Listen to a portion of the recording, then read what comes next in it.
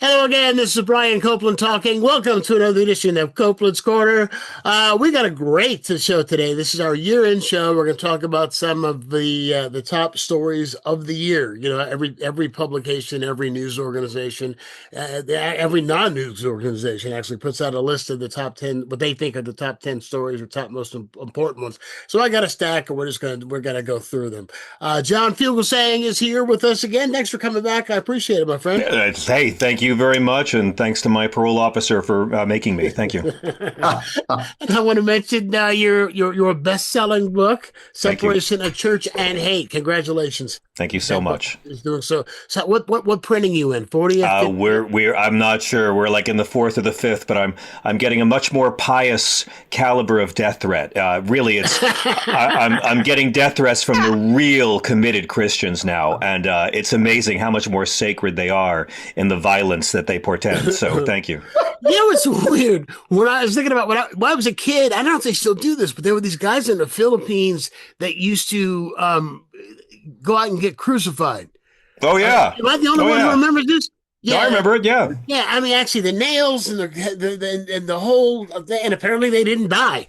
So, I mean, what was like a training regimen kind of a thing? I'm not here to kink shame people's masochism rituals, and it's really not my place. I'm not that kind of believer. I accept all types of perversions, and I think it's very healthy to work your shit out like that, even if you're a narcissist and want it to be done in front of many. So that's okay. God bless them all. There was also a girl here. I live in next door to Oakland. I remember there was a little Oakland girl who was like 10 or 12 who had stigmata. Yeah, fetishizing your pain and suffering for public entertainment is a great way to avoid the actual inconvenient direct teachings of Jesus. And that's what American Christianity is all about, isn't it? Welcome the stranger. Welcome the stranger. What? No, look, I'm suffering. It's me. I'm in pain. You did this to me. Me. You know, feed the what? No, woke Jesus. Be gone, woke Jesus. Sorry, Liz. That's okay. Forget it. No, stigmata, please. No, it's fine. I was just gonna say, I think stigmata is why they make round band-aids. Because I don't know what other purpose. I don't know what other purpose they have. It was really I did not need to say that. No, but you're right. It's either for nail wounds or zits. I mean, like there's only two divine purposes. What do they do? That is Liz Winstead. I've introduced everybody. Liz Winstead, brilliant comic, co-creator of The Daily Show. Greg Proops, from whose line is it anyway, is with us.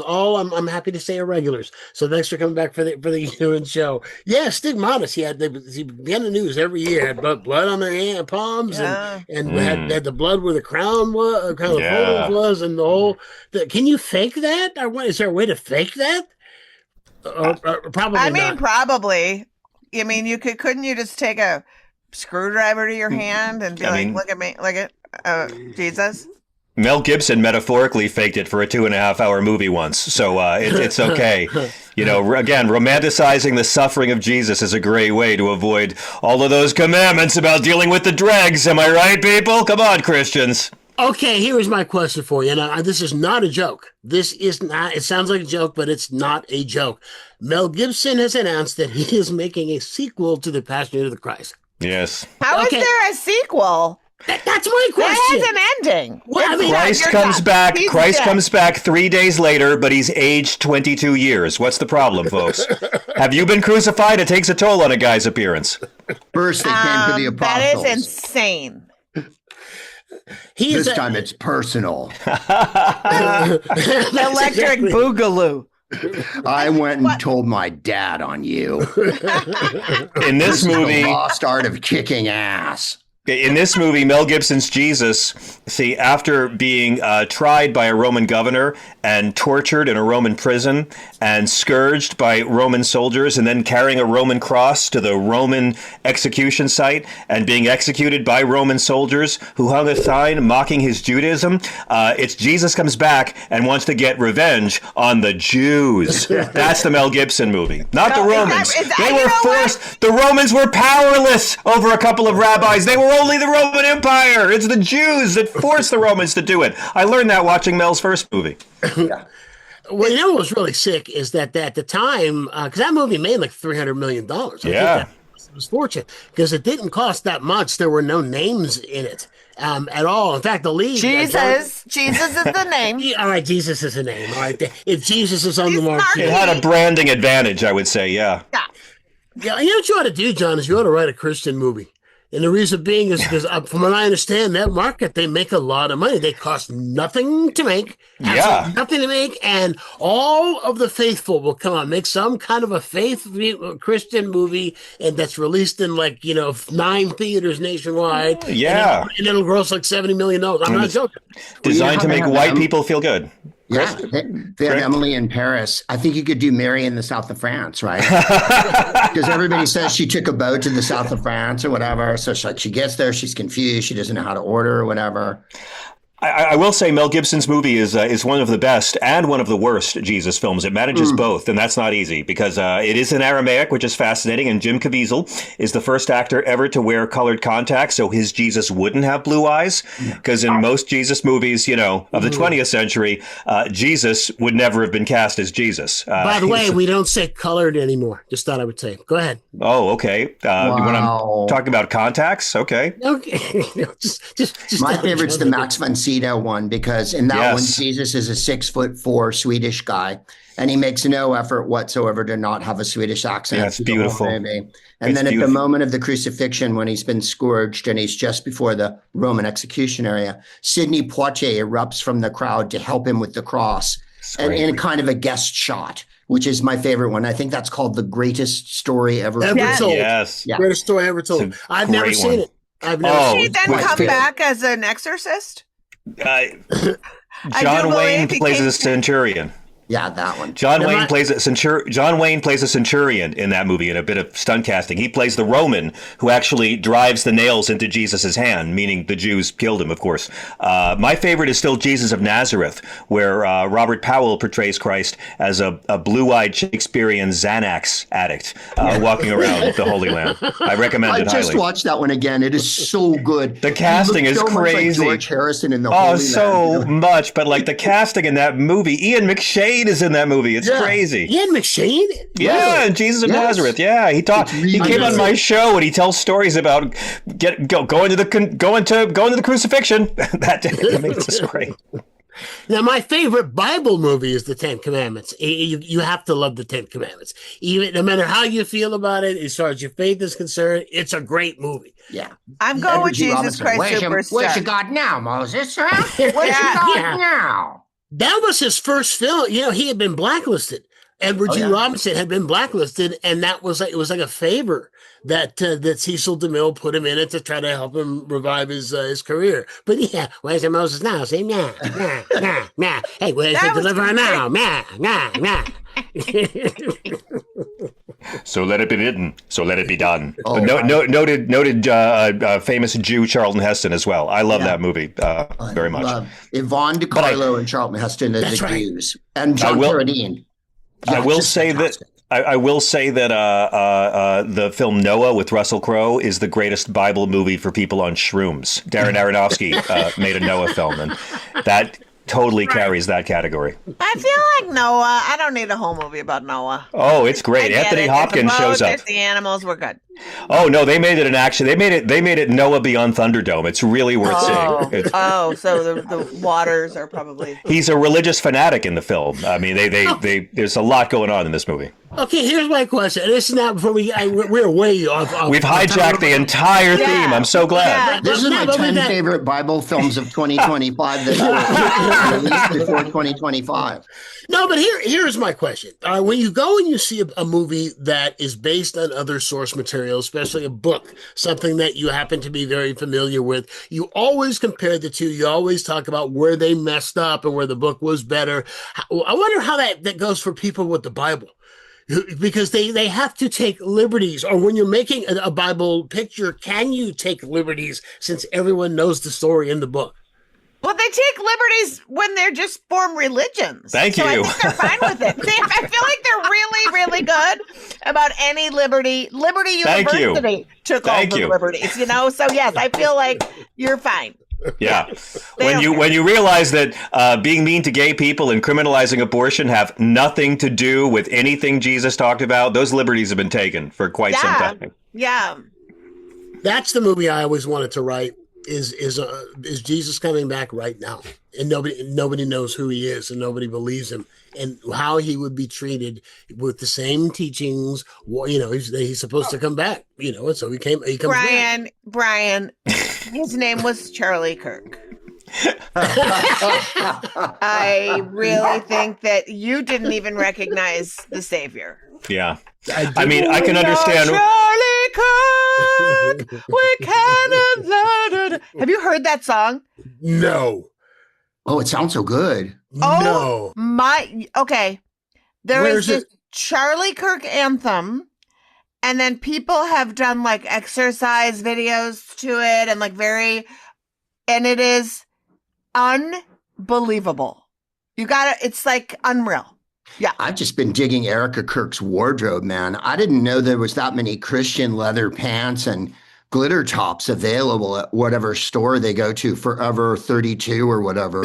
Yeah. I mean, I call her Tammy Faye Faker. She is so full She knows of how shit. to party. My favorite. Who my makes favorite their name. husband's murder a Vegas review? Not here to kink shame. Not here to kink shame. But I'm here to kink shame. You know what? John might be the Christian. I don't care.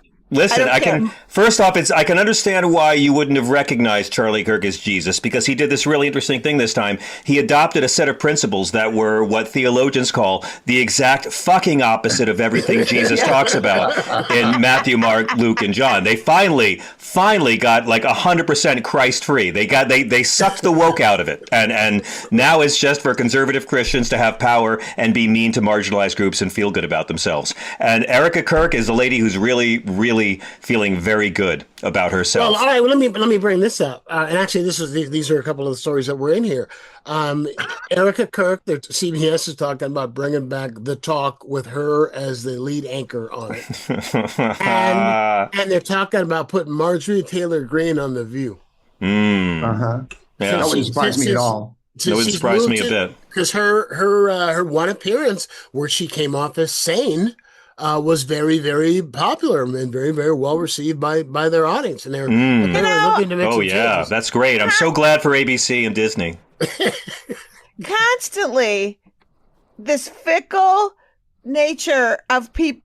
A broken Marjorie Taylor Greene is right twice a day, right? So don't act like she was there 4 years. She made $25 million on her insider trading. Yeah. She has no moral scruples. I mean, look what she just did on her way out. She literally destroyed the lives of trans people. And, to hear her, people keep confusing hating Trump as some sort of philosophy. It's just what a person is. Like, you don't like bad people. That should just be a given. She doesn't have anything to offer. The enemy of my enemy is my friend. Yes, but craven self-interest. Craven self-interest means that doesn't matter. Yeah. And craven self-interest is the unifying element of this entire movement. Every one of them will turn on every one of them. Yeah. Donald Trump hired incompetent people for a very good reason. Because competent people would say, sir, you can't do that. They did. So now when things get bad, he can just cut off like lancing a boil, be it Cash, be it Secretary Jägermeister, be it Pam Bondi. So it was all very, very shrewd and intelligent in its stupidity. And Marjorie Taylor Greene has not changed her views on anything. Oh, no. She has not apologized for Jewish space lasers. She still thinks that January 6th was just dandy. Okay, this is her trying to sane wash herself because Marjorie Taylor Greene was smart enough to read the room. Two people learned how to read the room this year, Marge Greene and Gavin Newsom. Boy, did they learn to read the room, those two this year. Gavin Newsom stopped pitching his reality show Dancing with Fascists and began criticizing these people. And Marjorie Taylor Greene realized, hey, killing the Obamacare subsidies is really going to hurt white people in red counties that elect me. And it's all going to come crashing down after the midterms on Republicans. And she got out for a selfish reason. As soon as it behooves them to cut Trump loose, they will, because Trump's never been about loyalty. He's been about obedience. And Marge is so far one of the few who's been smart enough to realize that. The one view I will never forget. The first time I ever saw or heard of her was I forget the kid's name from Parkland. The Parkland shooting. He was David walking Hogg. into the Capitol. I'm sorry. Go ahead. David Hogg. David Hogg. David Hogg, thank you. He's walking up the steps of the Capitol, and she's got a microphone harassing him. This kid saw his classmates gunned down in front of him, and she's berating him. And this before she ran for Congress. That's the first thing. And it's like, I'm sorry, you don't.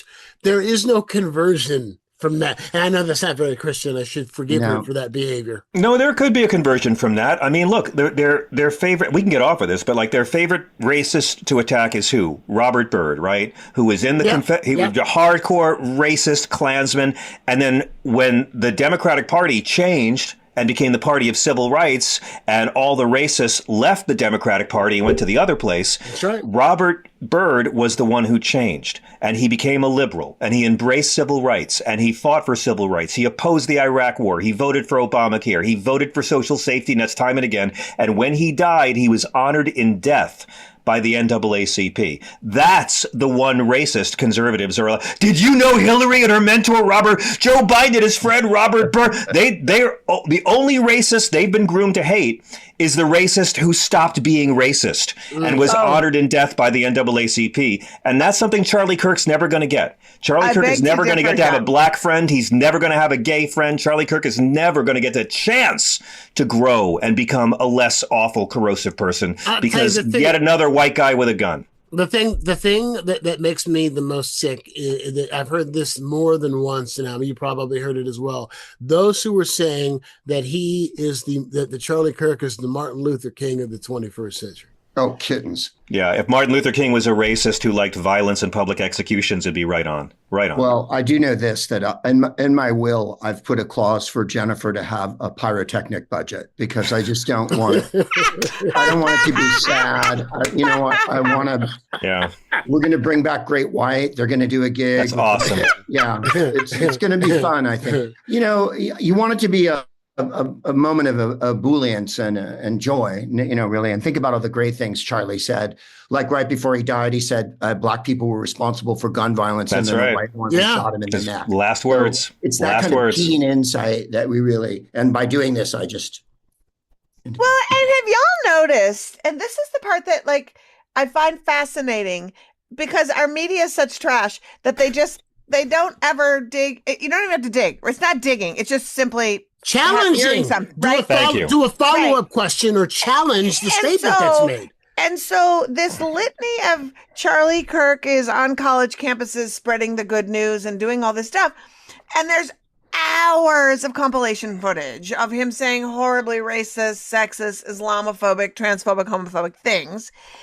And when I say, just simply show me a compilation of Charlie Kirk on college campuses saying the word of Jesus or saying something vaguely Christian, and they never can have that. It's like when, this is off topic, but Kristi Noem gave this press conference where she said, we've captured the girlfriend of the leader of Antifa. Yes. Right? And you're like, okay, well, then what's the leader's name? I'm just curious. If you have the girlfriend, she's the girlfriend of a person that you just said. So why? The Rolodex is nigh. Of your weird Antifa is vibes, basically. Yeah. You know what I mean? So that's the kind of shit. It just drives me crazy that it just is allowed to go. Like what's going on? I'm in Minnesota right now. What's going on with Tim Walz and this Feeding Our Future, and just forgetting that a white lady set this whole fucking shit show in motion. And it's just wild to me that the media is just like, yeah, I guess that's just the way it is. Thanks for well, let me bring this. Let me jump into this because this actually kind of feeds into what it is. And host the show. We'll talk about. Yeah, I'll try. Thanks. You got four hosts here, Brian. I'll try. I'm herding cats. What am I supposed to do? This is a canoe full of hosts. I'm herding cats, and now I've completely and totally lost my train of thought. So never mind. It's the whole thing. No, the thing is that actually, John, we'll start with your question. What I did is I went and I got just a bunch of lists from a bunch of different news sources and others that listed what they consider to be the top 10 news stories of 2025. Yeah. Okay, so one of them, and this one is yours, and that is one of the top news stories being the collapse of institutional trust. In other words, Yes. the collapse of trust in government. But I would go even farther than that and say that there is a complete and total now lack of trust in the corporate media. These are two different things. Go ahead. And it's really a lack. Look, Americans didn't lose trust in government under Donald Trump. They were relieved of it. You know what I'm saying? Like, if you still fully trust our institutions after this year, I don't admire your optimism. I worry about your situational awareness. OK, I'm sorry. It was this hog carcass of a year we just wrapped up. I will say that losing faith was not nihilism. Losing faith was not negative. Losing faith in 2025 was discernment. It was the very adult response to watching the fire department moonlight as arsonists. Okay, we're raised on this idea that believing in institutions was a civic virtue, and at some point, blind faith stops being patriotism and starts being enabling. So I actually support people losing faith in government as an institution, because this year we realized, oh wait, the referee's not just biased. He's wearing the other team's jersey, and he's selling merch, and he's calling the game from Mar-a-Lago. So it's not that the collapse of trust is dangerous. It's what's dangerous is pretending that things were fine when they were awful. And this year, the mask fell off so many institutions. Mm-hmm. And when someone says to me, I've lost faith in the government, my response is no longer pity. It's respect, because it tells me they were paying attention. They noticed the pattern, and they refused to associate authority with legitimacy. So, yeah, but here's the thing. Here's the only part of that I would disagree with you, and that is there are some government agencies that we did have a lot of trust and faith in. The CDC among them. That we did have faith. Yes, we did. But that's lost now. And again, having faith in the CDC now would be a very stupid thing for you and for children and for all living beings. So yeah, I mean, at this point, it's like, I can't say it's tragic. I want more people to lose faith in this government, because that means that we are not completely in blind, unmanly obedience to the former host of Celebrity Apprentice. I guess that's just I know I sound nihilistic, but I swear I'm not. I mean, it's like more and more people are waking up every day on this. And so while it is tragic and it is sad, it's going to get worse before it gets better. And I have complete faith that this whole thing ends in the last scene of Scarface, no matter what. Like, there's no way this ends with Donald Trump looking good in history books. Like, oh, no. There's no way this ends well for them. So everyone's going to have their moment where they're going to have their... When we were kids, there were still old people who defended Nixon, right? He wasn't bad, he just got caught. Those people aren't around. Now, 10 years ago, you'd have people still defending Bush and Cheney. Remember how deeply they hated us 20 years ago when we told the truth about their evil budget, their evil Iraq war? They hated us. And then we were proven right, and they hated us even more. Try finding one of these folks who defends Bush and Cheney now, which tells me in 10 years... most of these racists are going to deny they ever voted for Trump after 2016. Oh no, nobody's going to. It's going to be the incredible candidate who had no votes, because no one will admit to it. All right, let's open it up. Greg, Liz, your thoughts on the collapse of trust in government institutions. Do you think that we will ever get to a place where where it comes back? I mean, we never fully trusted the government, of course not. But there were, as I said, government agencies that we believed in. We believed in what's the Consumer Protection Bureau. I believed in that. Thank you. Well, I was going to ask you too. What is the government agency that puts out the numbers on jobs and labor statistics. Labor statistics. Now we can't believe they've lost the war on math. Right. Because it was too negative for them. I think it will. And I think it will when this regime is toppled. And I was talking to John the other night, and we were discussing, he doesn't finish this out. You know what I mean? Orange 47, there's no finish line with him. It's going to be over sooner than later. Mm-hmm. And when it is, you will see rats scuttle off the sinking ship, and you will see all the billionaires attack each other like Gomera and Rodan in the movie Destroy All Monsters. Thank you. And they'll be and then I think it will return. I don't know. I feel like under Joe Biden, he did so many great things with the government that people were kind of understanding it a little bit. And then, of course, the media completely turned on him and made fun of the fact that he tried to help everyone. Student loans. Since Reagan has been a bad thing. You're not supposed to help people. It means you're weak. What were you going to say, John? I'm sorry. Oh, no, student loans. You're exactly right. Yeah. I mean, I mean, Biden would go to rural towns and get their internet together, fixing the railway system of the country, building bridges, things like that. More important than you could possibly imagine to people's everyday lives. Poured billions into Texarkana. The media is bored shitless by competence and mercy. And Trump has no competence and will never show mercy. And so he delights them. I'm reminded of a line from about Ty Cobb, the ball player, who was a very mean, racist ball player, although he's been reviewed lately, hilariously, of course, like all white people. Are you serious? He's been rehabilitated? Yes. Ty Cobb? Yes. How? Because his mother was, the quote about Ty Cobb was, the public was fascinated by his cruelty. And I really feel like the media is enchanted, bewitched by his cruelty. And that's where we're at. So when Biden came in, he wasn't perceived as a person who, one, put a black woman on the Supreme Court, one, put a black woman in the White House. The first woman in the White House was Joe Biden. Joe Biden did that. Yeah. So all the people who are like, oh, he's not doing enough. He doesn't do anything. He's so boring. And this is on the left, too, where the horseshoe meets, Yep. Where the right and the left get together and go, it isn't changing fast enough for us. The right wants it to go back to 1643, and the left wants it to go to the futuristic society portrayed in all the 70s movies where everyone wore white coveralls and there was a glowing orange thing over your town. And so that's what I think.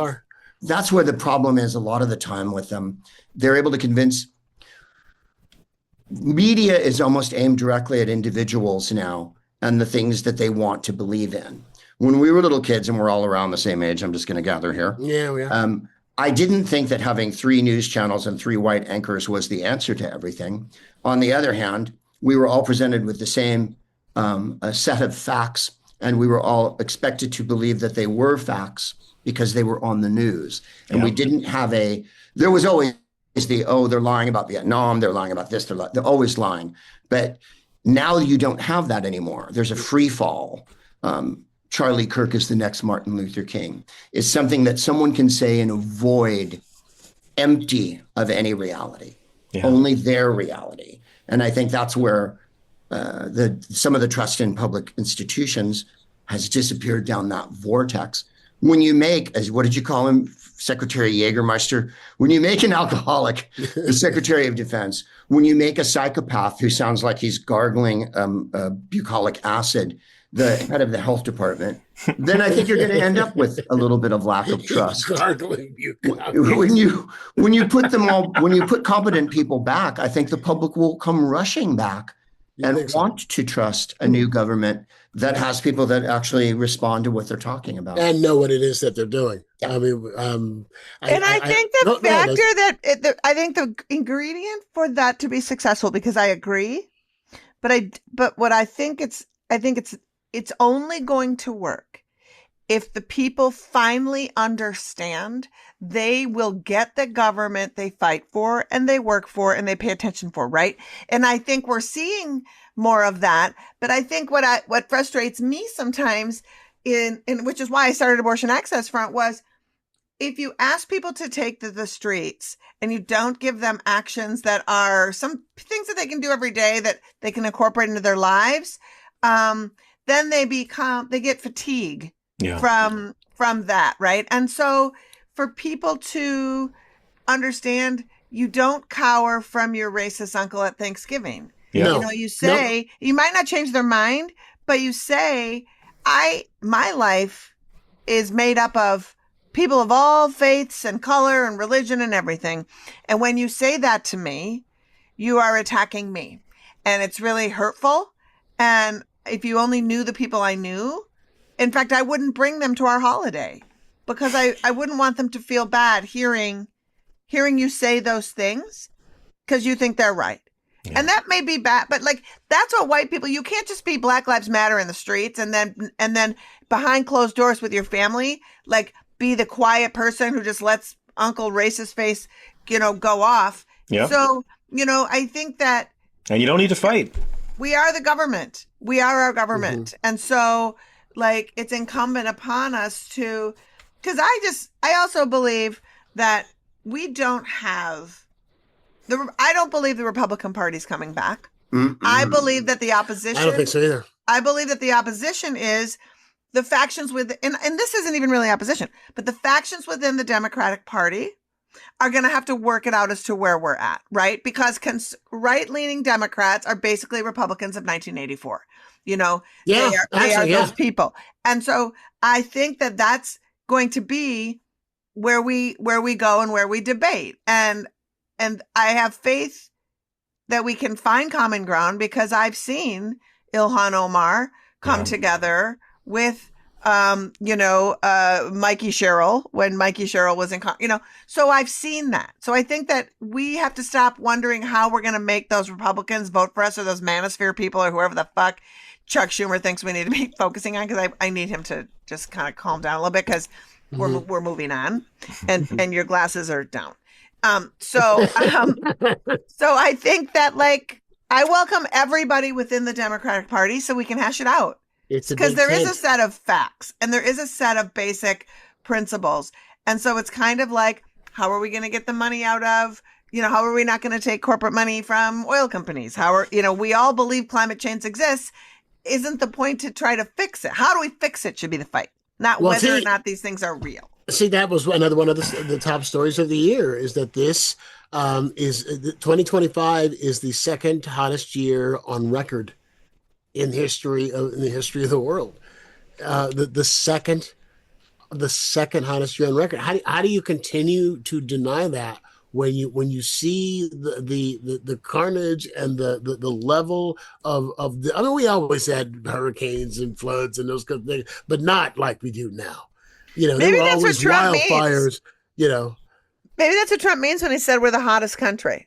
Maybe that's what he's talking about. He keeps saying it over and over. The hottest country Brian, in the world. We're the hottest country. When you say, how do you deny that? Are you talking about, by you, do you mean the oil industry? Or do you mean the politicians they own? Or do you mean the people who watch Fox News? Because there's different levels of gullibility and malfeasance there. Some people are paid very handsomely. Some people's political jobs depend on playing dumb about climate science. Well, I'm sure that I'm going to flat out say it. I'm sure that the oil companies know exactly what it is that they're doing, but their hope is that they'll be dead before the end comes. Exactly. You're not going to be around to hear your grandkids curse you. You won't be around to hear. Yeah, you will not be around to hear your great grandchildren curse your name for knowing the science and doing nothing. Let me ask you this question. I read this someplace yesterday. In the history of the world, the average empire lasts 250 years, and then before something happens and it falls apart. And America will be 250 years old in 2026. And so there are people who are I don't know if it's the end of the world tomorrow or the sky is falling or what it is, but who believe that the American experiment, that the experiment in democracy will end as we know it next year. So what do you think? I mean, do you think that's just alarmist, or there are those who are saying there's no way we come back from this? That even after he's gone, even after Trump is gone, after he's dead, which I know what you mean when you say it's this. He's not going to finish this. Yeah, I mean, look at the guy. The guy has one foot in the grave. Just every time I see him talk, looking at it, close ups of his hands and stuff. Somebody said on he's Midas pre-composing. It's very creepy. It's very creepy. But how do we come back from it? How do we? I mean, it's easy enough to pry the word Trump off of the Kennedy Center. That's the easy part. Okay, but what about all the other shit that he's done? There are so many. I mean, think about all the people who are dead because of things that this guy did. Literally dead. From USA to the COVID response to all those people who are going to lose their health insurance and are going to die from curable shit because they have no insurance. I've canceled my fishing off the coast of Venezuela trips I usually enjoy at this time of year. Yes. So how do we come back from this? I mean, you all seem like you're optimistic that once he's over, we'll come back. I just don't see. I think there's just been too much damage. No. I don't know, Brian. I mean, I think you could have said the same thing after the Civil War and, World War II. There's a lot of, I mean, I was born in 1959. I know that I look amazing. But I can smell the formaldehyde from here. But no. I'm not just pre-composing. I'm anticipatory dying. Oh my God. I'm leading the sled. I think in the 60s, no one ever talked about that we had not only the Vietnam War and all that, but a giant civil war in the United States between young and old, between poor and rich, between black and white. It all happened. The streets were on fire. The cities were on fire. People were shot repeatedly. Malcolm X, Robert F. Kennedy, Martin Luther King, JFK, blah, blah, blah. And no one thought we'd come back from that. And then the 70s were full of terror and Nixon and absolute destruction of the American economy, the Arabs taking over the oil industry. And we didn't think we were coming back from that. And then Ronald Reagan was a complete Nazi fascist moron who let a zillion people die of AIDS.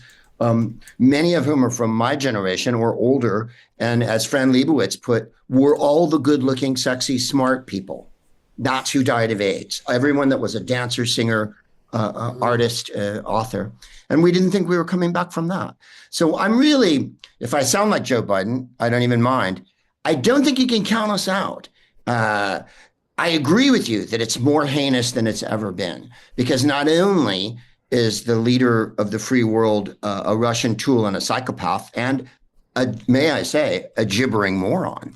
But the media is completely in the bag now. There is really very few places. You have to really pick and choose your information where you go. Putting Barry Weiss in charge of CBS reminded me of when we had an 8th grade student council election, and they wouldn't let it. They made the worst person in the world president of the student council at my school. Because they were the biggest dick that ever lived, and they never listened to anyone, and they were stupid. And so therefore they were pushed to the front. When the show Survivor came out, and this is a very small tangent, I thought when I watched the first episode that the smartest person was going to survive and go on to the next round. Yeah, and then after you watched the first episode, you realized the most capable, sexiest, smartest person was excised from the island immediately because they made all the mediocre people feel shitty. And so that's where we're at now. But I don't think you can count us out, because a couple of elections in, here we are. They haven't won an election in a while. They lost 2 governorships roundly. The elections that they are losing, they're getting browbeaten into submission. I never count white supremacy out, because white supremacy is the biggest intoxicant this country ever produced besides sugar. White people can't get enough white supremacy. They get up in the morning and they mainline it into their eyeball. Having said that, in my lifetime, we had Jimmy Carter, Bill Clinton, Barack Obama, and Joe Biden. And we did elect Hillary Clinton. It didn't really happen. And we all of them were Kamala excellent Harris too, apparently. Yeah, they were all good presidents, and they all did wonderful things. And we all trusted that they were responsible people. No, they weren't perfect angels. I'm so sick of perfection, I could fucking die. It's harm mitigation. Mitigation. Mm-hmm. How much little of harm can we do with the gigantic, awful system we have? And I really think we'll come out of the end of this and have some other good people. The fact that we elected 2 women governors in the middle of this insane wave of misogyny that's going on right now can do nothing but give you hope. I mean, it has to. By the way, I don't sell doom and gloom. I'm really not John's abject nihilism only speaks to the fact that he was raised by religious people. Yeah. Okay, So first off, to them, there's a tunnel, and then there's that light, and then the light gets doused, and then Satan pops up. Let me looks like stop. Charlie Kirk. I'm already offended as a member of the gibbering moron community by that comment, Greg. let me go back to top stories of the year, because this one is for you, Greg, because it ties right into what you're talking about. One of the top stories is the normalization of authoritarian governance. Do you think that the American people have accepted the fact that we are living in under an authoritarian regime, and that the American people are okay with it, or getting used to it, or don't think it's that bad, or are they just oblivious in terms of who's lording over us? Right. It's all of the above. Well, Liz mentioned my relatives, Uncle Racist, you neglected to mention cousin racist. He often lives in my house. Yeah, good old cuz. He's good fun. The one that tells me that the poor people get all the welfare money, and therefore, him being a racist in the mountains of Arizona is legit. I don't think they will, Brian. I mean, obviously, it's the boiling frog syndrome. 30% of any society, and I mean any society, not just America, are rampant racist idiot morons who want the world to die, and they really don't care what else happens. And that's just a home truth. I don't mean to be like philosophical about this, but so having said that, you've seen how people have reacted. The more that ICE goes crazy, the more people die in ICE custody, the more horrible rendition there is, the more concentration camps for people who aren't accused of anything or even arrested for anything. They're simply thrown in them. The public's not digging it. And no. I don't think that it carries on. 30% of the country always is going to do whatever because they simply don't give a shit. And then there's another 20%. I think they call them the undecided or the independent voters. The media has some sort of obsession with this group that has never made a decision in their life based on anything except whether their car starts or whatever. So they somehow have let all of the last 25 years wash over them and haven't come to any resolve on any kind of decision. So there's that. I don't think that Americans are going to let us sink and that we want an authoritarian government. I think 11 months into the worst presidency in the history of the United States, maybe since, I don't know, who did you say, Buchanan or Andrew Johnson or whatever? The sad thing is when you say that, you're not being hyperbolic at all. Yeah. Oh, no. You're not. No. The worst presidency in the history of the United States. Yeah. We're not happy.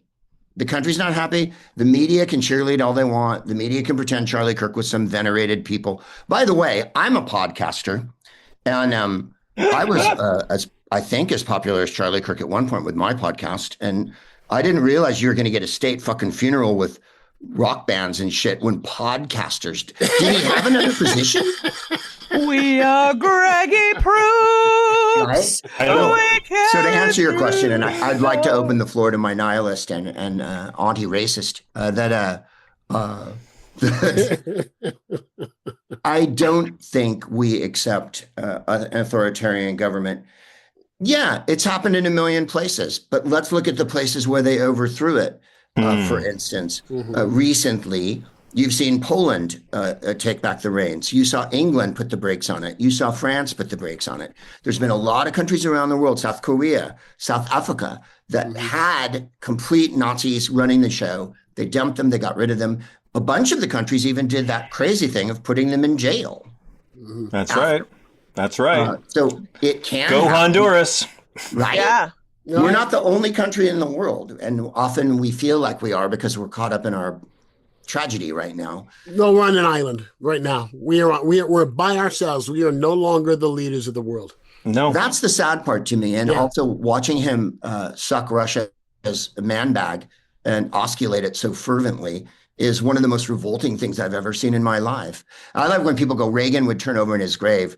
Reagan was one of the most savage assholes that ever was president. So he's not in a grave. He's walking the earth like Jacob Marley with a chain around.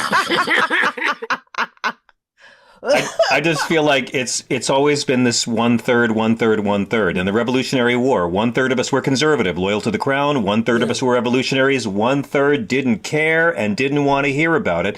And that's how it's always been. As they say, 1/3 of us would kill 1/3 of us while 1/3 watched.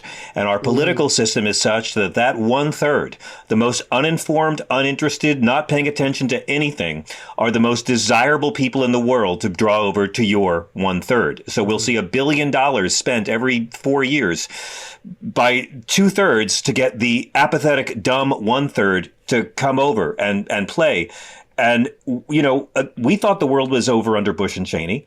In many ways, Trump is the hood ornament, as Bush was, of a much uglier movement.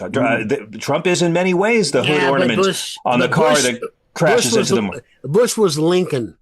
You're forgetting a lot now. If you consider Iraqi people to be humans, I said compared to what we have. Hang on. No. The worst thing Trump has done is make Bush not appear that bad. Yes. And the worst thing Bush did was make his father not appear that bad. We cannot lose track. They've gone from Eisenhower to Nixon to Ford to Reagan, Bush. I mean, Kids Rock's hepatitis is going to have to be the next Republican nominee for president. Do you understand? Like Bush, global recession, housing crash. I mean, we cannot overstate how awful Bush and Cheney were. Katrina. But what's Katrina? Oh, Katrina. But what's driving so much of this is the year 2045, right? That's it. That's the year white people become a minority in this country. We go below 50% in 2045. These people know it. They're terrified that a country they believe they own and were raised to believe they owned is no longer going to be exclusively theirs, even though they own the institutions and systems. And long after we become 49%, white supremacy will still rule this country because we will control the symptoms. Of course. But these people are angry. They are flipping out. They are heavily armed, and they believe that God doesn't mind if they kill people. But I want to say, I'm not an optimist. I'm a recovering cynic. Kamala Harris was in this race for 100 days, and she got the third highest amount of votes of anyone to ever run for any office in this country. Mixed race woman in the race for 100 days got more than Ronald Reagan got both times, more than Clinton got both times. She got more than Barack Obama got both times he ran. And the corporate media can't stop selling this as an incredible failure. And Donald Trump, who's never gotten more than 50%, never had a mandate. And the media won't stop proclaiming his mandate when the reality is the majority of lazy motherfuckers who showed up to vote, the majority in 2016, 20, and 24, voted against Trump and his agenda 3 elections in a row. If you had told me, this was the last thing, if you had told me back in the 90s that we would have a black president and marriage equality, and we'd stop putting people in jail for cannabis, I would not have believed you. So while it's getting worse economically, the middle class is disappearing in so many ways. We are getting better. Young people do not understand this homophobia from 20 years ago. And in 20 years, young people won't understand the transphobia of today. In so many ways, we are getting kinder. All right, let me ask you this, because you were talking about white people being afraid of fearing the fact that they are headed towards minority status, even though they still control everything. Not afraid, bro. Not afraid. Not afraid. Like to see some ID on you, but not afraid. Did you see that the clips of that speech that J.D. Vance gave at the Turning Point Nazi rally, where he said that it's finally okay, I'm paraphrasing, but it's finally okay to stop apologizing for being white? Yep. Now, here's my question. I have been black in this country for a long time, and I rack my brain, and I can't ever remember hearing anyone apologize for being white. Good reason for that. So that is my question. Have any of you ever heard anybody apologize for being white? I've apologized for J.D. Vance. I have not apologized for J.D. Vance because I did not create J.D. Vance. I did not make J.D. Vance. I did not platform J.D. Vance. John, do not apologize for J.D. Vance. You didn't do it. Okay. I like white supremacists who disprove the concept of white supremacy. I think it's awesome. Well, it's just so weird to think that you have to apologize for the thing you don't have any control over. What you have control over is who you are and how you behave in the world. So go ahead and do that. Go ahead. I'm too busy saying Merry Christmas again, Liz. I'm so happy I can say that again. Right? I can't stop. I'll get around to not apologizing for being white when I'm done saying Merry Christmas to upset all these people. Yeah, I'll tell you, I have a Christmas solo show that I do called the Jewelry Box every year, and I also have a novella that's based on it that I sell and sign afterwards.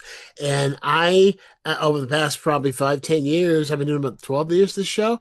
But when I sign a book, I always ask, is it okay for me to put Merry Christmas?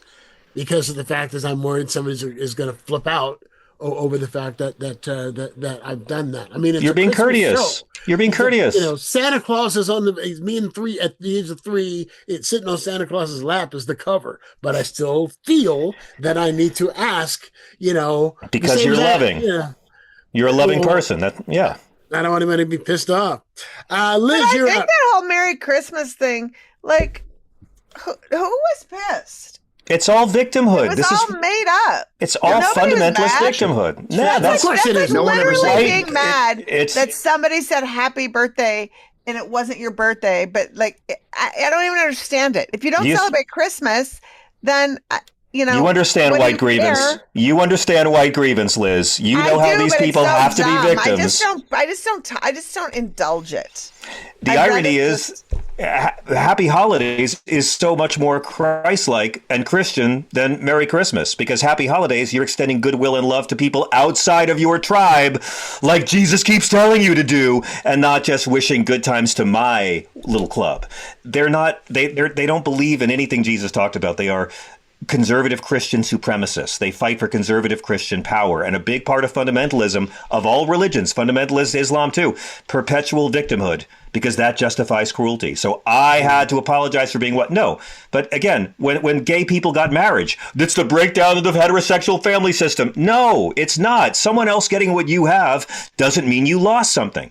But Black folks and non-white people getting more dignity and control in society makes these people feel like they've been attacked for being white. People being more inclusive and saying happy holidays makes these people feel like they've been attacked and they're not on top, because all they believe in is that God wants them in charge. That's it. And it's really easy to use the Bible against these people. See, I've always thought that the phrase conservative Christian was an oxymoron. I'm serious. If you read the Jesus parts, it is. You know, it just makes no. Okay, Liz, you're up. One of the top 10 stories. This was on the list of the top most impactful stories of 2025 overall, and that is that art and comedy are becoming political survival tools. And one of the reasons behind that is because, going back to people not trusting the corporate media, and they want straight talk from straight, unfiltered talk from comics, because they feel that comics will tell them the truth or the whole thing a lot better than Brett Baer when he becomes the anchor of the evening news on CBS, which is what they're talking about, believe it or not. So I guess the question I have, Liz, is what do you think? What responsibility do you think that we have as comics in this climate? What responsibility to our audiences? I mean, I think the responsibility you have is to do no harm, right? And so then I think if you choose to do political comedy, like all of us here, then you have you have taken on that role to be smart, to try to bring to light hypocrisy, to have fun.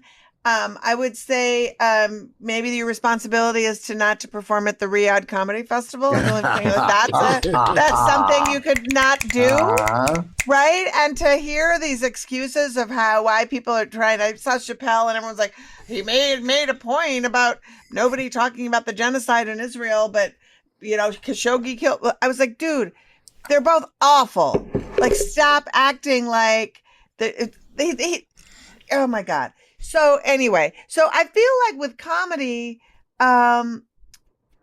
you can take it upon yourself. And I feel like if you do, it's thankless. There's part of audiences you will alienate if you choose to do it. Because if you're telling truth, the truth does have a liberal bias. I'm just sorry. It just does. It does. And so, I just think, don't dabble in shit because it's of the news. A lot of people jumped on talking about Trump in 2016 who never did political comedy before. And, there's layers of things, and there's ways to talk about things, and there's historical context, and there's a lot of things. And so to say what's the comic's responsibility, I guess I would stay with make people laugh. Yep. Punch at those who are causing the harm. Punch up, don't punch down. Yeah, and I think it's also, and this is a big one for me, in a time where shit is really hard, prepare material for people who pay money to see you that you really believe in and worked on. They might not like it, and you may, who knows? You can't expect how they're going to react. But for the love of God, if people took their precious time and their precious treasure to see you, Give them a show. Give them a show. They paid They for a deserve it. babysitter to get there. Yeah. Let me ask you this: when you co-created the Daily Show, did you have any kind of a, I don't want to say mandate, maybe mission statement is more the word, is more the phrase, in terms of this is a show that is going to do this and that will never do this? So I did. The network had a different one.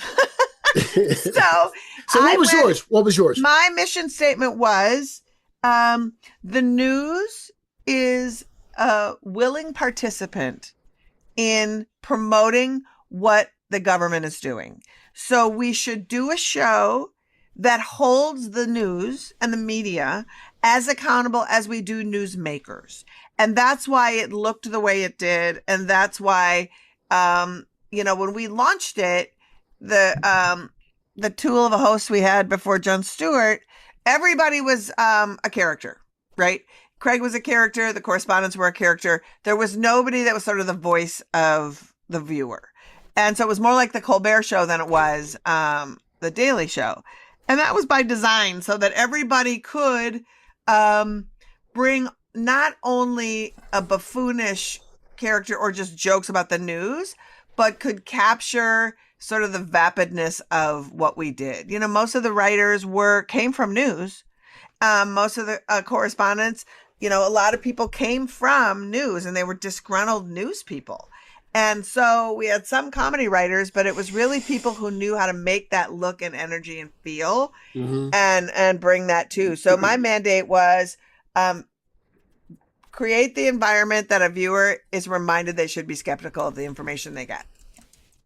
And the network didn't like that. They wanted a hokey parody of like Entertainment Tonight. Yeah. And so there was butting heads constantly. And I was like difficult to work with. And, the writers like me because I would defend all their jokes. And I would like literally say, put that horrible joke in so that that's the one they take out and we could keep it in. We had all these themes. Mm-hmm. But yeah, they were just mad. It was just a whole thing of like, why can't we do more of this or that? And I said, because Rosie O'Donnell's not the problem. Like, I don't want to leave with a story about Rosie O'Donnell. That's not the point. Yeah. That's not the point.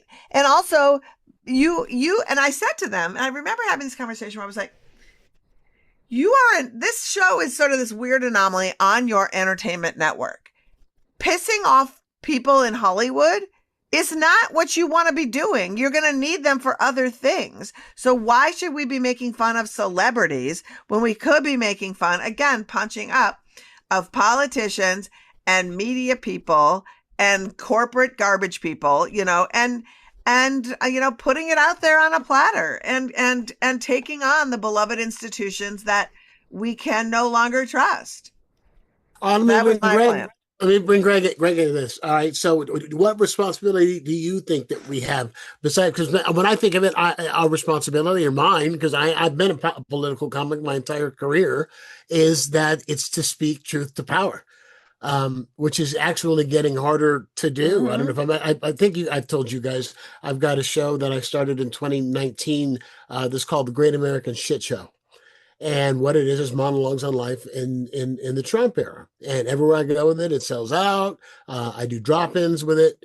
And I am having trouble now getting theaters, even when I want to come in a floor wall, getting theaters because they're scared. Yeah. For the first time, I've never had any trouble at all, but now I'm having trouble getting theaters. Because I want to do it once a month while Trump's in office, but I have theaters where it's one last year, one this year, sold out early in the year, wanted to come back late in the year. Oh no, we've got guys and dolls going. We have no room. Brian, before you go to Greg, I just want to say, because it's relevant here. I do the same thing every year. I do a big year in review show in the Twin Cities. I do this whole thing. And this year, I was either turned down or ignored by every single local media outlet to help me come on and promote my show. Everyone. And I'm from here. It's a no-brainer. And not a single one would have me on. I found out I was blackballed from the CBS affiliate. Shocking. But like all of it. And it was a real wake up call. So just to your point, I feel like this shit is happening to all of us. So sorry, Greg, I didn't mean to. Could I build on that for just a quick second? Because I mean, my book was released the week Charlie Kirk was tragically, horribly murdered, and every one of my corporate media appearances canceled me. Every TV appearance, everything.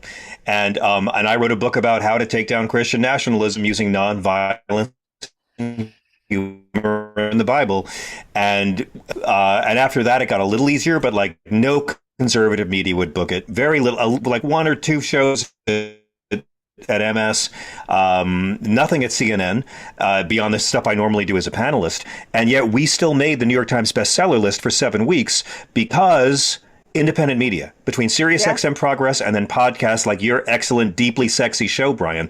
I've said for so long, you Democrats have got to get out there and get your hands dirty in independent media and do podcasts and stop being in the green room.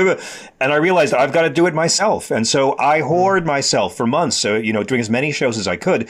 And you know what? I mean, I'm proof of it. The fact that my book with no corporate media support made the bestseller list means that, yes, Democrats, you want to reach people on your own side, you've got to turn to podcasts and Sirius XM Progress and independent media. Well, I'm also going to say Midas Touch. I mean, they do an excellent job. I mean, they're breaking stuff. Yeah, they're breaking independent media podcasts. Yeah. Pardon?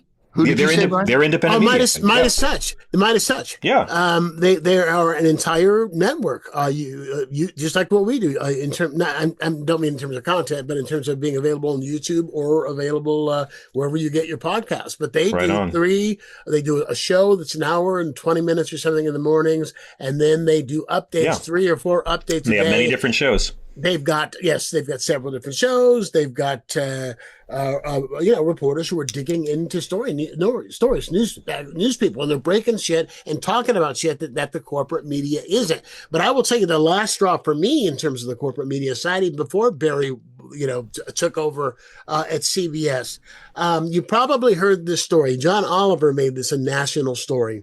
There is a radio station here in San Francisco, KCBS, which is the CBS affiliate, and it's all news. So and I'm going to say his name, my friend Brett Burkhart, who I worked with for years and years and years at KGO Radio, who is a brilliant journalist who was nominated for the Bay Area Radio Hall of Fame this year, and didn't make it this year, probably will next year. He was doing his shift, and ICE was in San Jose. ICE was in the South Bay, and it had been reported 2 or 3 different places that ICE was seen in the South Bay gathering wherever it was they were gathering. It had been, I think it had been broadcast once. I think it was in print once. It was in the wire service, 3 or 4 or 5 places. So Brett, during his newscast, read, the story that, ICE has been seen, blah, blah, blah, blah. Okay. The head of the FCC goes on Fox News and goes after KCBS for putting the lives of ICE agents in jeopardy by giving their positions. Now, again, Brett just read the story. He didn't even write the story, and it had already been out there. But KCBS, owned by CBS, that needed that merger. They threw him under the bus completely. They demoted him. He's no longer at the station. All he did was read the goddamn story that had already been out there. And that's when I realized the corporate media is not independent. I mean, I don't want to be naive, having worked in it for so many years, but they are not even close to independent. If you can lose your job and be demoted for simply reading a news story that's already been out there. Why? Because rich people wanted to get richer with this merger, and they did. They absolutely did. So I'm sorry, Greg. You have been stepped on 3 or 4 times with this responsibility. I always feel like if you talk about politics, you're going to really make people angry. So I've tried to keep it cute my whole career, and I'm thinking about getting a couple of chinchillas in the act so they can, I just want people to feel good, especially Nazis, because people are so mean to them. Thank you. They're mean to racists, and like they have money too. They have that great money with the, it's got the little, QAnon thing on it. So true. They pull their jackboots up one boot at a time. They're always portrayed as the bad guy. It's the racists are always the bad guys in every movie. Yeah, you're right. right? I mean, okay, they've got those weird tattoos with the numerical things and all that, but I mean, they're people down underneath. No, I had a manager tell me years ago not to do political material because I would alienate half the crowd, was his quote. And I was like, well, there's someone who has represented comedians who's never been in front of a crowd. Right. And yeah, half the crowd, really? Where do you play? And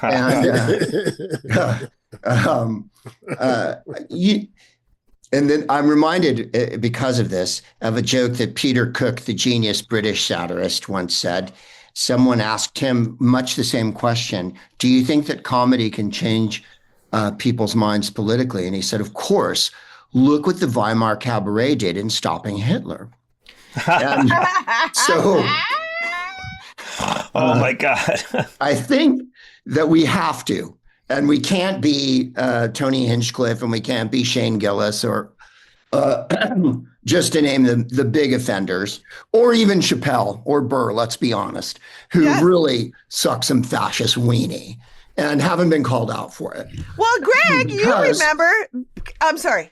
Go ahead. Well, I was just about to say, you were when I did that green room show, that you were in the audience, and I was in the green room on that show Green Room with Bill Burr and Colin Quinn and Caroline Ray, and Bill Burr stormed off, and they were defending it was crazy. When we stormed off, what walked off the stage? That was in Montreal. Yeah, it was in Montreal, and it was just like there was all this tension. There was like defending Michael Richards, and then there was defending something else, and then why can't I say the word fag? You know, when I played hockey in Boston, that's where I was brought up, and I was like, well, you're 35 now. Like, now you're not that. Like, it was so weird. The whole thing was weird. It's amazing to me how hard these people have fought to say the word retard.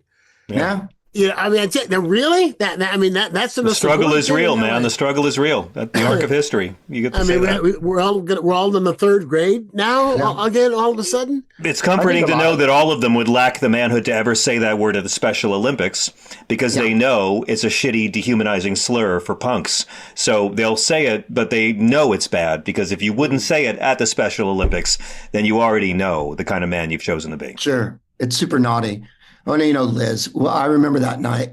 And I remember a million times being on, what was the show that Colin Quinn had in the old days? Yes. Tough Crowd. Tough And Crowd. everybody would get mad at me because I would be against the war. Or one particular episode, I was against rape.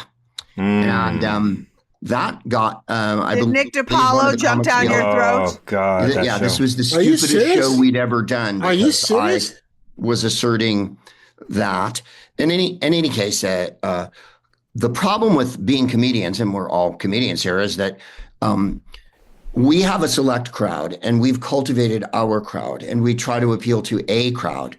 But the comedy crowd is this enormous, we're in the same Venn diagram as Kevin Hart and Tony Hinchcliffe, and there's just no getting out of that. There's no way we can get out of that. We're at once in the mainstreamist, and by the way, Kevin Hart went to Riyadh.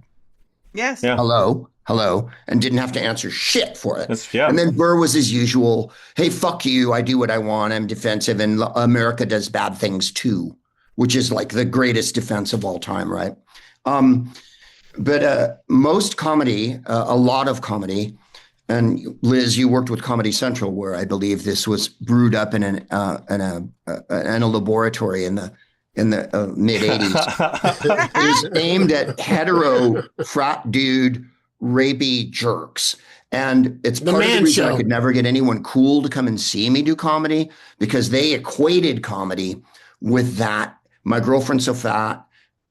Chinese people are bad drivers. Homosexuals are hilarious because of the orifices with which they use. And so I think we're still there, and even worse as far as mainstream comedy goes, because the comics that have gotten really righteously famous, your Joe Rogans. I saw that Adam Carolla is going to play Kennedy Center, or maybe it was a joke. Probably someone posted it on Threads. I think he's doing Death of a Salesman. Right. Yeah. That's where we're at now. You know, he's doing the Jamie Kennedy Center. Thank you. I'm playing the Jane Kennedy Center a little later this year because I'm from the 80s. And I think that problem with mainstream comedy has always been that it's homophobic and Nazi and right wing and sexist as fuck. And I used to say things and get interviewed in Montreal, for instance. I remember being interviewed for a magazine, and they said to me, "What's the biggest difference between when you started?" And of course, I started right after the Korean War, and now. And I would say, women are stars, and Black people and other people from other nationalities, Indian, Arab, Chinese, Korean, are allowed to have famous giant careers. Mm-hmm. And they weren't when I started. And people get really fucked off at me and go, "What kind of bullshit insight is that? I can't believe you're saying this." And they'd be like, "But that's the truth. The truth. When I started in the early 80s, name all of the Arab comics that were popular. No, there were not. Name all the women that had TV shows. You and I started at the same time in the same place. And you are absolutely right. I'm trying to think, you're absolutely right. Like John said, go ahead. If there were Arab comics, and I could think of a few, they just didn't tell people. They weren't, I can think of a few off the top of my head. I know one in particular. The Iron Sheik. You had no idea. Yeah, they just pretended not to be. John said it earlier, and I think it's true, and it's something that I'm always trying to emphasize to crowds. The country has progressed massively, and that's part of the reason why there's this giant white backlash. Much like when Obama was president and they put a Black woman in the White House and white people had a complete meltdown, there were already those white people. But the country's gotten kinder and the country's gotten smarter and hipper. And when I used to do a lot of clubs, I noticed that the openers and the middle acts were much more informed and hip than they were when we started, Brian. When we started, it was driving jokes and fad jokes and just terrible garbage. And Liz is from San Francisco too, so she remembers this. That's right. Holy City Zoo, the punchline, the other was a different bag, but the other clubs. And so we're there again. We're at this horrible juncture where these mouthy white guys who want to say retard are given all the focus. And it negates the fact that there's a zillion women in the game now. Yeah. And that there's a zillion people who aren't white guys that are doing comedy. And that's who they don't want to listen to. And that's who they're afraid of. So yes, we have every responsibility to get up and shake the crowd by the fucking head. Will Durst, who's one of my best buddies and a great hero of mine from San Francisco. And I asked him years ago. A genius. I mean, and not the best political comic who ever lived, as far as I'm concerned. Well, and he said to me years ago, I said to him, when I was just starting to do more politics in my act, he goes, "You need to know that I've never gained gigs from being a political comic, that I've lost lots of gigs for doing it." And then I said to him one night, we were hanging out together, and I said, we weren't doing drugs or anything. And I said, "Do you think that comics can change people's point of view, that it's an effective tool, And he said, "No, but we can make them think." So you can plant the seed that makes them think about how they should expand their mind. Playing it to the people that agree with you is great. Playing to a bunch of people that don't agree with you, there's an element of the crowd. There's always 10 or 20% of the crowd that fucking hates you. That's just, unless you're playing of course, theaters. Yeah. And then, so I think it's important that we do. And I think of George Carlin and Richard Pryor. I think of Lily Tomlin. I think of every decade, Wanda Sykes, whoever you want to name, that had to fight against. Von Meter. Every decade's had hideous fascism weighed on it. And every decade's had a bunch of voices that were really important that stood out. And the question is, are you going to be a lapdog? Are you going to be an obsequious, sycophantic, fucking rollover piece of shit, Nazi, dick? Or are you going to have a fucking spine and stand up and be somebody? Liz has been shat upon. John, Brian, you guys, the media does not want to accept that you speak for a giant group of people. That's where the problem is. They will do anything to support white supremacy. We will be sitting in a pile of alkali with a comet flying over what used to be the atmosphere of the earth, and they'll be going, "Charlie Kirk." The thing about when he dies, and he's going to die soon, there's going to be a 4-hour special about how great he was. I used to do a routine where I'd say, no matter how big of an awful monster you were in life, there's someone who loved you. Because there was people who went to their deathbed saying that Hitler was a really elegant human being and, needed to be heard. So there's no way to save that. But we as individual comics have to stand up and encourage other comics to stand up as well and not go to Saudi Arabia and take the money and then make some bullshit excuse about it. A couple of them actually gave their money away, which I thought was like, okay, you did the wrong thing. But even that, like, I felt like, oh, okay, at first. But then I just thought, you still brought joy to people who murdered people. And so that money, like, if somebody gave that money to my charity, I wouldn't take it. Right. Because you know what I mean? You and consider blood because money? that's more about them than it is about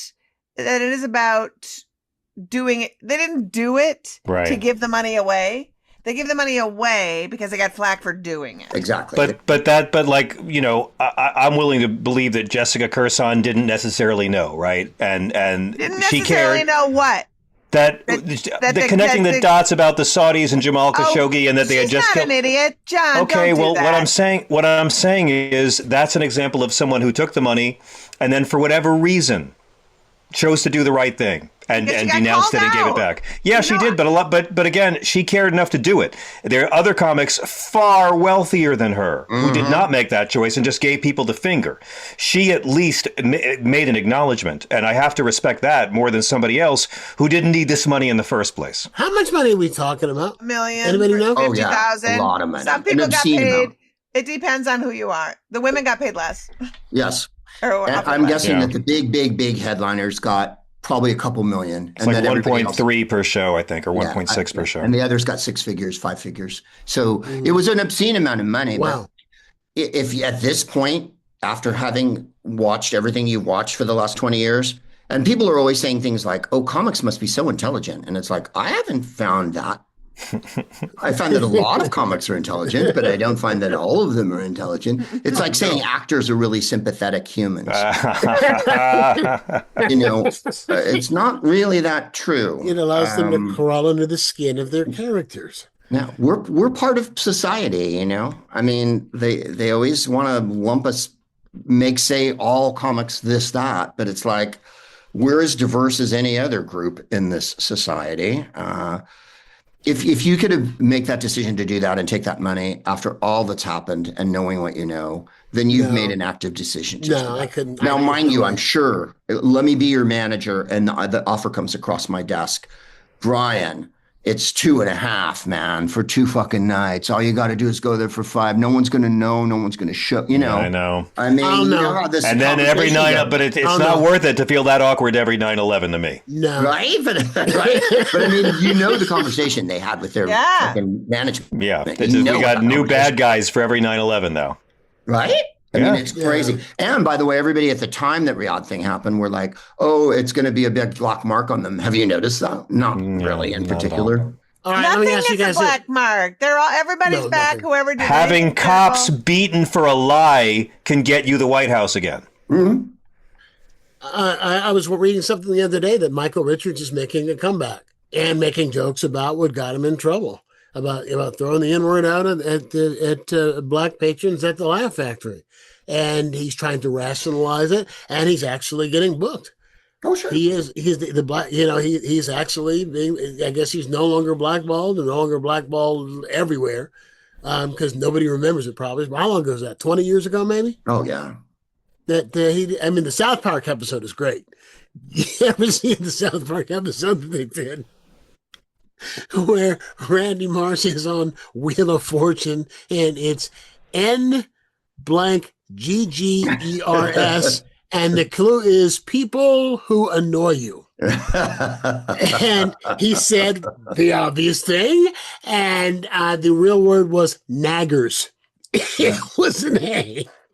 So he's blackballed with Michael Richards and Mark Furman and all of these other guys throughout the N-word. It's brilliant. But the fact is that, you know, Kevin Spacey's getting booked.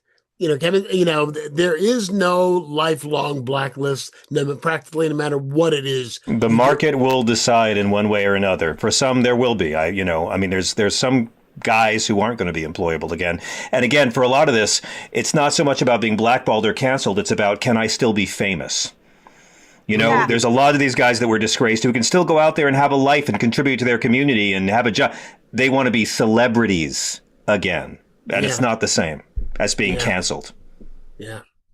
Let's end with this, and I don't know exactly what to do with this, but I did want to bring it up because I do a lot of mental health stuff, and I've been very open. I'm somebody who suffers from depression. Mental health and loneliness is an epidemic. It was declared a national crisis this year. I didn't know that. A national crisis is isolation, addiction, and suicide rates stayed elevated. Why do you think it's a national crisis now, in terms of isolation? Now I know, Greg, you've got Jennifer, John. I don't know what your situation is. If you're married or whatever, you live by yourself. Liz, I don't know what your situation is. I just broke up with baby reindeer. So basically my situation is it's really quiet around here. So why do you think now? Why do you think that this is an epidemic now? I mean, is it because we're too sucked into our devices? Is it because we have other things that are distracting us? Why is it an epidemic to be lonely? Any thoughts at all? It's not new.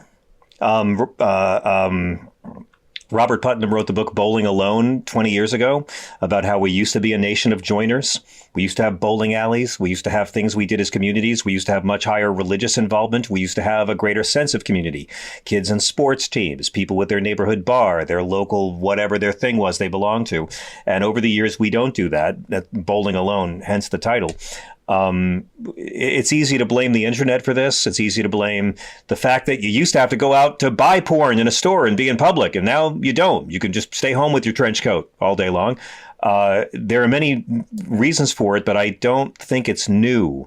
I think, like transgender identity, like autism, it's something we've learned to talk about and acknowledge. But I think there's always been a loneliness crisis, and I think we like to talk about the toxic masculinity crisis and the male loneliness crisis, but no one wants to connect the dots between those two things.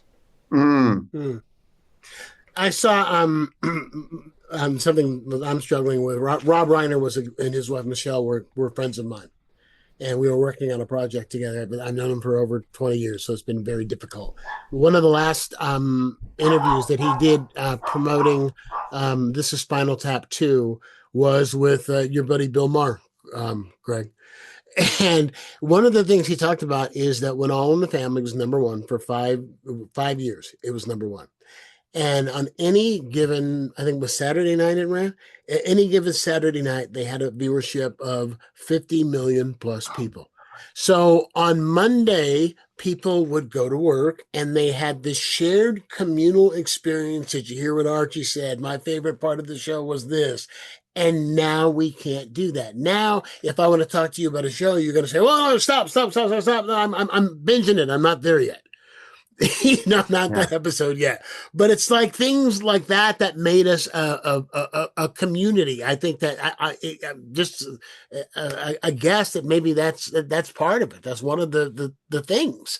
When I saw something on TV as a kid, you too. Everybody at school was talking about it the next day, about what it is you saw on top. Not now. Oh no. Well, I mean, look at they've tried to destroy basically television. The studios and everything have found that if they could charge for every single thing you watch every time you watch it, then they don't have to provide what they used to provide for hours and hours for free by making you watch the commercials. And that paradigm is gone, and they found the new one.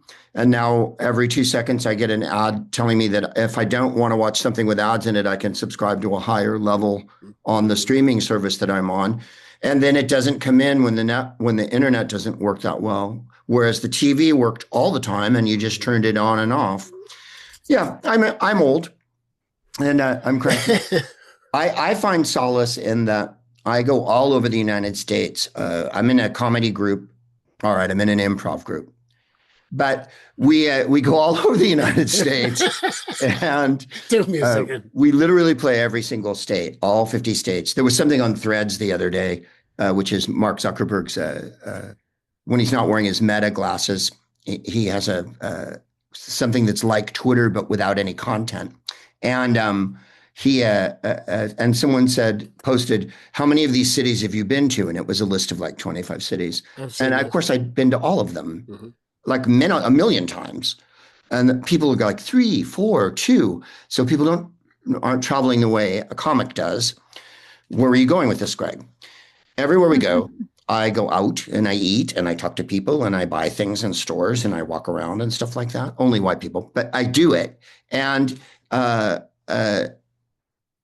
there's way more of a movement all over the country and including rural places. Like I love the South and I love going to the South. And as a friend of mine said to me when I was having breakfast with her in Atlanta the other day, the thing that she liked about the South was Black people were there with you, as opposed to the Bay Area where it's still very segregated. And we consider ourselves here wildly open-minded in the Bay Area. And I'm in San Francisco right now. You can see that I'm in Chinatown. And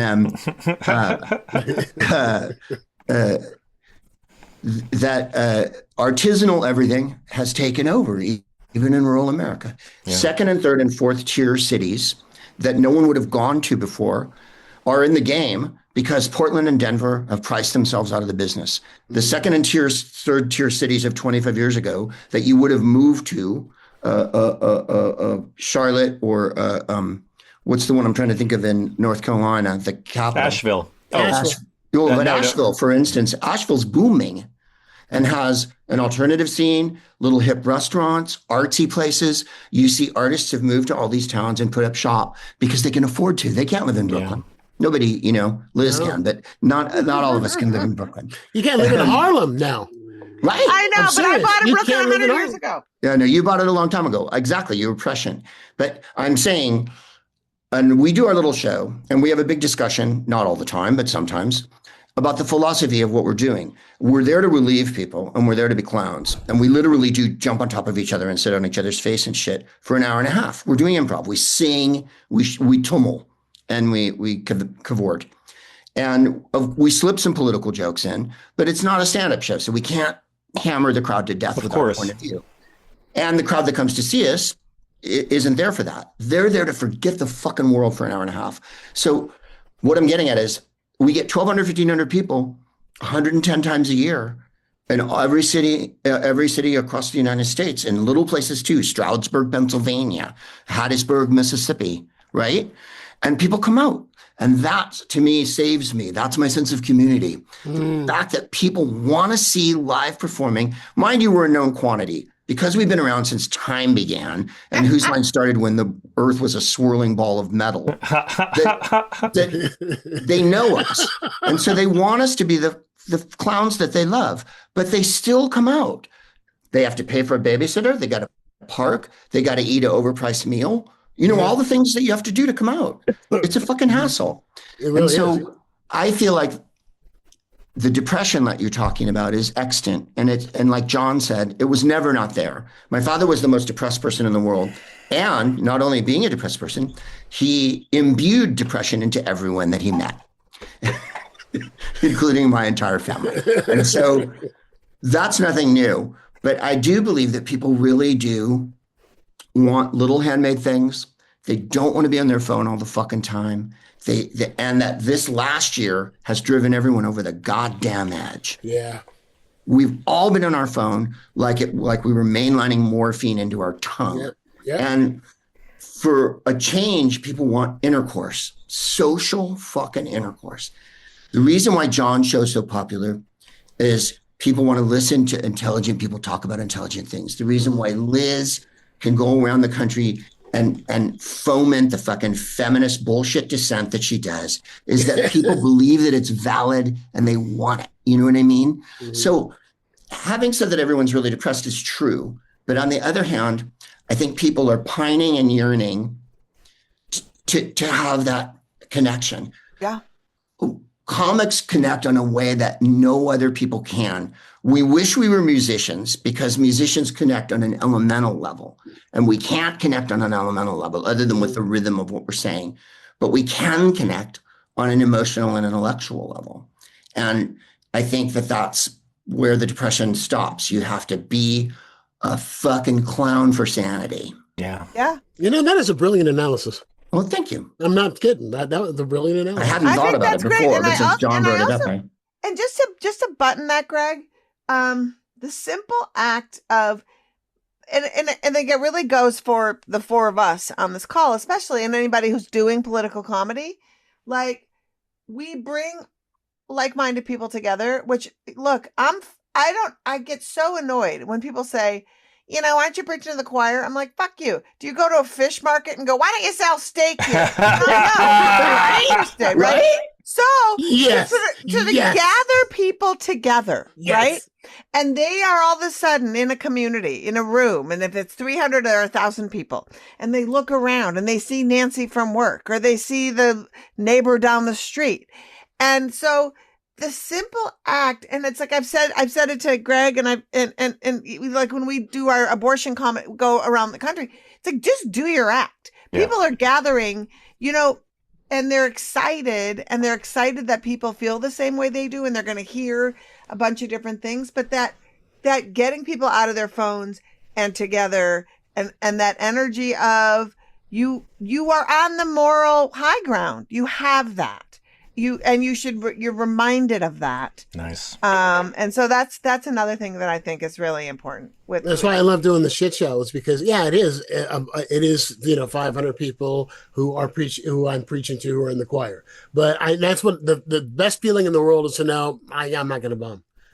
No matter what I say, I'm not going to say anything that's wrong, because they're all with me. Yes. Before I walk out there. Yeah. There's nothing wrong in being with the choir. No. The choir needs to be psyched up too. And also needs more they songs. Can't sit at home and be depressed about how shit everything is. That's the choir has to hear the choir master get up and fucking lead a choral. Yeah, that's right. Yeah. Well, that's normalizing the world again. That's right. Life feeling like life. With that, we are out of time. This has been a great show, and it's always fun to talk to you guys.